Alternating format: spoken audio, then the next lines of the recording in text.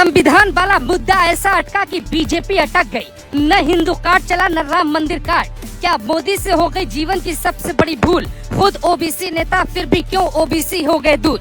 मोदी के वो दो बयान जो खुद के पैरों में कुल्हाड़ी मारने की तरह थे, क्यों हो गई बड़ी गलती? क्या मोदी को बहुत पहले पता था उनकी सरकार नहीं आ रही? क्या वो 400 वाला नारा एक नारा मात्र था? क्या नरेंद्र मोदी ने ये भाप लिया था कि बीजेपी की सीटें कम होंगी और हार भी हो सकती है? ये बात क्या बीजेपी नेताओं को भी नहीं बताई गई?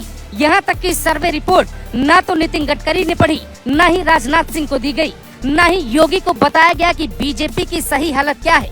क्या अमित शाह और नरेंद्र मोदी को लगा कि वो सब कुछ संभाल लेंगे, लेकिन संभाला नहीं गया, क्योंकि बीजेपी का वोट प्रतिशत घटना शायद हाल फिलहाल के सालों की बड़ी राजनीतिक घटना है। चुनाव हिंदू मुस्लिम पर ले जाना ही क्या बीजेपी की सबसे बड़ी भूल साबित हुई?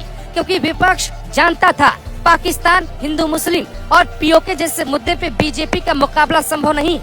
बीजेपी ने पहले दिन से आखिरी दिन तक हिंदू मुस्लिम का मुद्दा पकड़े रखा, लेकिन क्या मोदी और शाह के हाथों से हिंदू वोटर छिटक गया?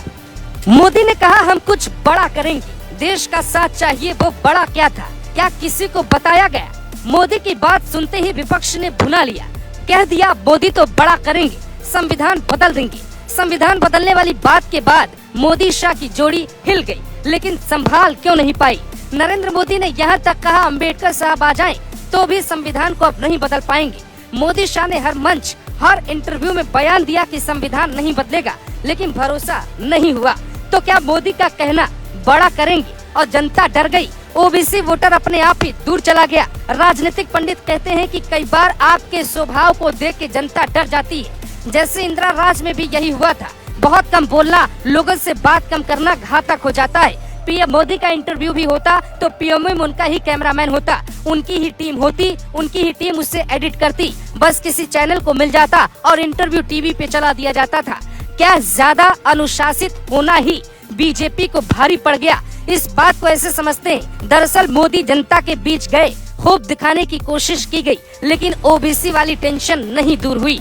एक बात और है जो हैरान करती है, पीएम मोदी के अलावा किसी को चेहरा नहीं बनाया गया। यहाँ तक कि राजनाथ सिंह को हवा तक नहीं लगी। राजनाथ सिंह को ठाकुरों को मनाने के लिए आगे तक नहीं किया गया। गडकरी की रैली नहीं लगी। मोदी शाह और योगी की जोड़ी ही छाई रही, लेकिन योगी भी मोदी शाह के करीबी तो नहीं बन पाए।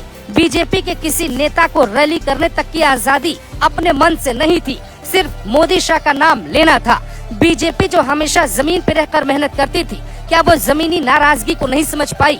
कुछ तो ऐसा हुआ जिसका आकलन अभी वक्त लेकर किया जाएगा।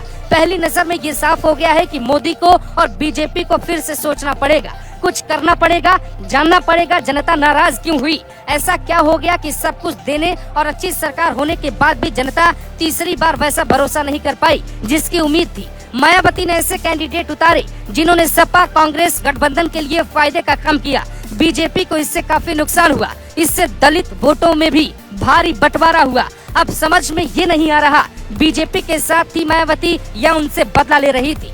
मोदी के नाम पे जनता कितनी बार वोट करती, कभी लोकसभा तो कभी विधानसभा में मोदी के नाम पर वोट देने वाली जनता ने इस बार मोदी को सीधे बता दिया, कम से कम उम्मीदवार सही होने चाहिए। बीजेपी ने बिना किसी मेहनत टिकट का बंटवारा किया। यहाँ तक कि जब ओबीसी वाला मुद्दा छाया, संविधान बदलने का जिक्र हुआ, उस दौरान कई चरण बाकी थे, फिर भी बीजेपी ने टिकट नहीं बदले। क्या वहाँ भी एक गलती हो गई? कई सवाल हैं जिसका जवाब शायद तसल्ली से मोदी शाह की जोड़ी ढूंढे और आरएसएस भी मंथन करे।